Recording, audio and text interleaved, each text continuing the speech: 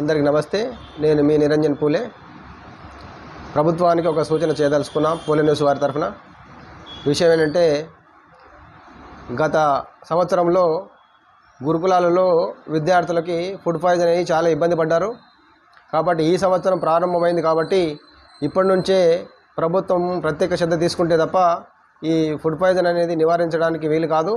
కాబట్టి ప్రజాప్రభుత్వానికి దానికి సంబంధించిన గురుకుల సెక్రటరీ గారికి తెలియజేయడం ఏంటంటే, ఇప్పుడే ప్రారంభమవుతుంది, విద్యా సంవత్సరం ప్రారంభమవుతుంది కాబట్టి గురుకుల విద్యార్థులు పరిశుభ్రమైన నాణ్యమైన భోజనాన్ని అందించే విధంగా ఇప్పుడే మీరు చర్యలు తీసుకుంటే భవిష్యత్తులో విద్యార్థులకు ఫుడ్ పాయిజన్ అనేది సమస్య ఉండదు.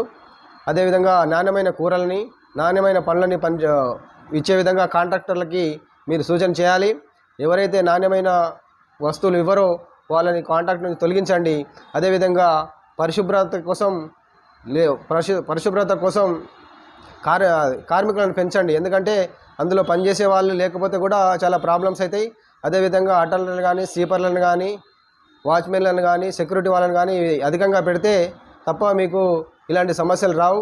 కాబట్టి విద్యార్థుల పట్ల మానవతా దృక్పథం చూసి మీరు తప్పకుండా నాణ్యమైన భోజనాన్ని అందించి వారికి ఫుడ్ పాయిజన్ కాకుండా కాపాడతారని తెలియజేస్తూ మరొకసారి మీ అందరికీ విజ్ఞప్తి చేస్తూ మీ నిరంజన్ పూలే.